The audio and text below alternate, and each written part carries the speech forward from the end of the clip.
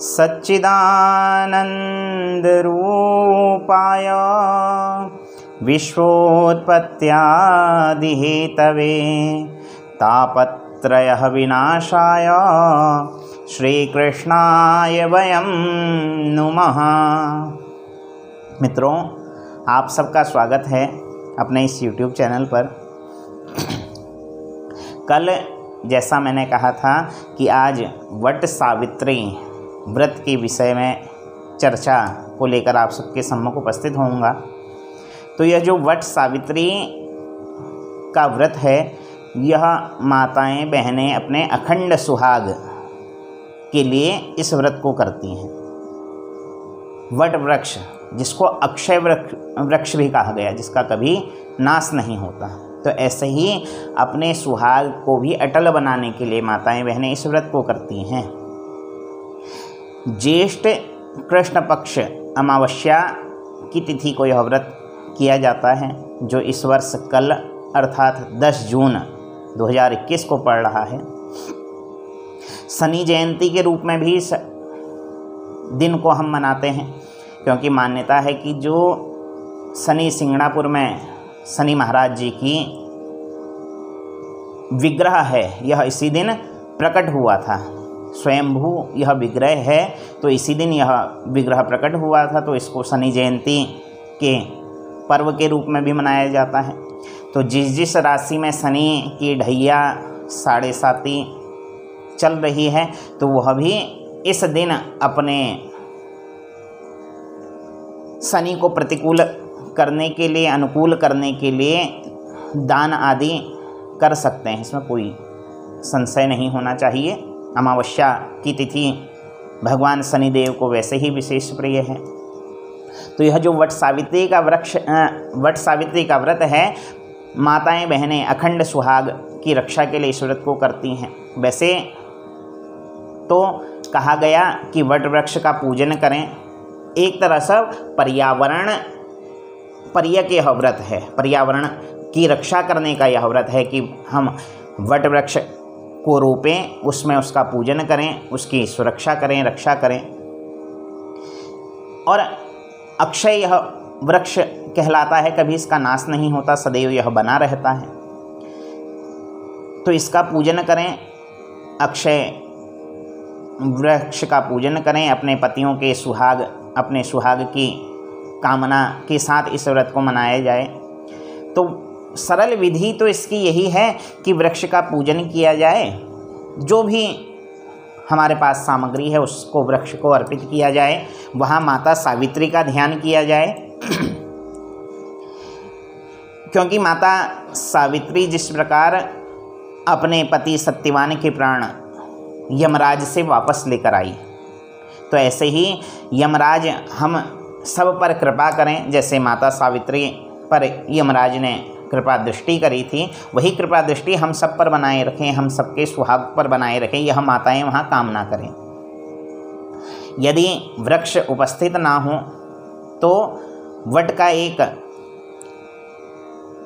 दंड लेकर उसको किसी कलश आदि में स्थापित करके उसमें भी पूजन किया जा सकता है। नैवेद्य के रूप में जो भी हमारे पास उपस्थित वस्तुएं हैं, चना वैसे विशेष महत्व इसमें बतलाया गया, चने को वट वृक्ष में अर्पित करें, उसका पूजन करें।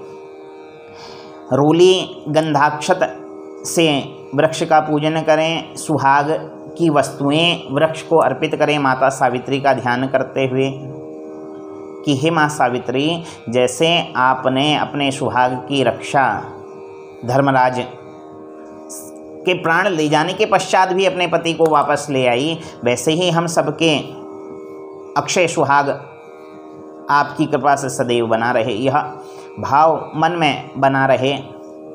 वट वृक्ष की परिक्रमा करें। परिक्रमा कितनी हो इस विषय में कहा गया है। वैसे 7 परिक्रमाएं, 7 ना हो सके तो 4 परिक्रमा कम से कम करें।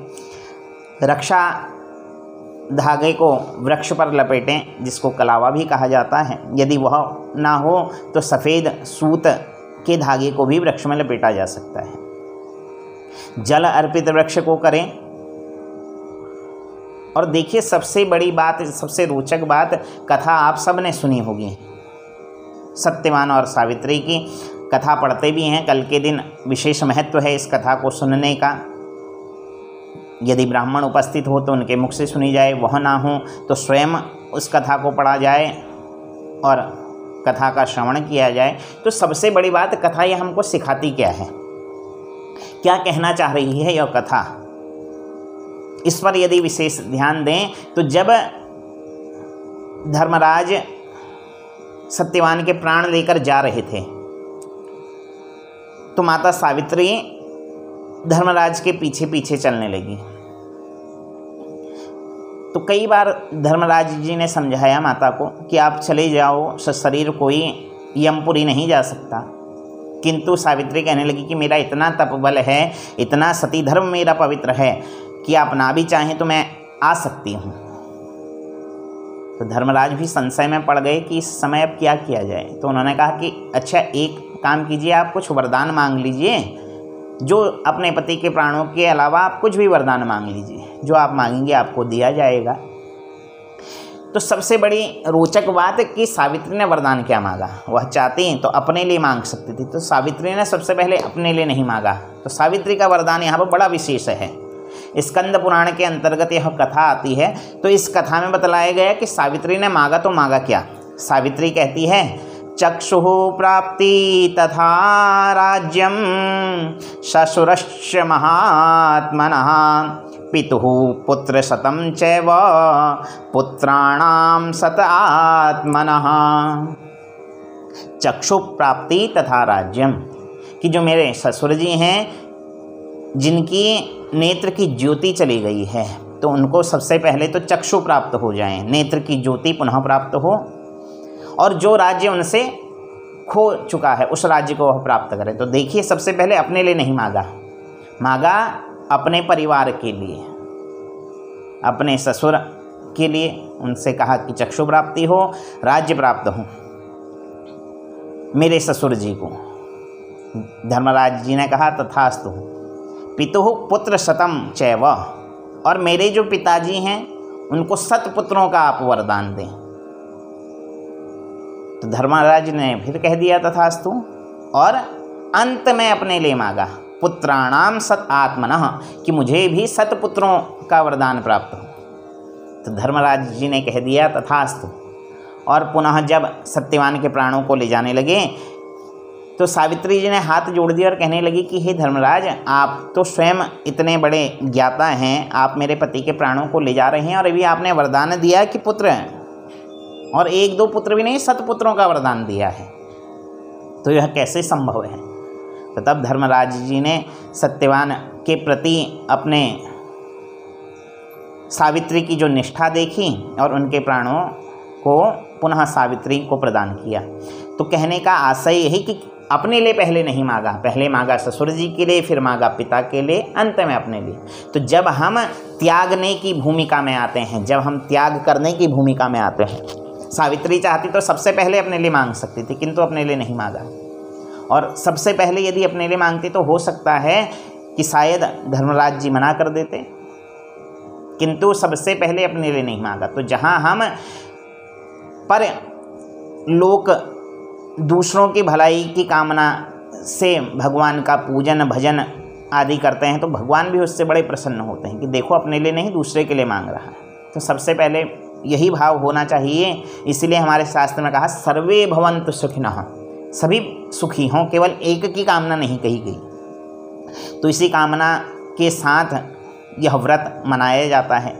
ज्येष्ठ कृष्ण पक्ष अमावस्या की तिथि को इस व्रत को मनाया जाता है। तो आप सब अखंड सौभाग्य की प्राप्ति के लिए इस व्रत को करें। मन में जो भी कामना हो वहाँ सावित्री जी को अपनी कामना अर्पण करें और कहिए कि हमारी यह कामना भी पूर्ण हो। इस कामना के साथ आप इस व्रत को कीजिए। यह व्रत आपके जीवन में अखंड सौभाग्य को लेकर आए, जीवन पर्यंत आपका सुहाग बना रहे। इसी कामना के साथ केवल सूक्ष्म चर्चा आज इस व्रत के विषय में करें। कोरोना महाकाल इस समय चल रहा है, आप सभी को ज्ञात है, तो अपने घर में रहते हुए इस व्रत को आप सब करें। सूक्ष्म विधि है, कोई विशेष ऐसी विधि नहीं है। जो हमारे पास है श्रद्धा भाव के साथ अर्पण किया जाए, भगवान उसको ग्रहण करते हैं, इसमें कोई संशय नहीं। यदि श्रद्धा है तो हम सूक्ष्म से सूक्ष्म भी भगवान को प्रसन्न कर सकते हैं। पत्रम पुष्पम फलम तोयम, भगवान ने तो स्वयं कहा है कि पत्र पुष्प फल भक्ति से मुझे अर्पित करो तो मैं उसको ग्रहण करता हूँ। तो भक्ति भाव के साथ आप इस व्रत को करें, कथा का श्रवण करें, ब्राह्मण उपस्थित हों तो उनके मुख से करें, वह ना हो तो स्वयं भी इस कथा का पाठ किया जा सकता है। तो इसी कामना के साथ यदि वीडियो पसंद आई हो तो लाइक कीजिए।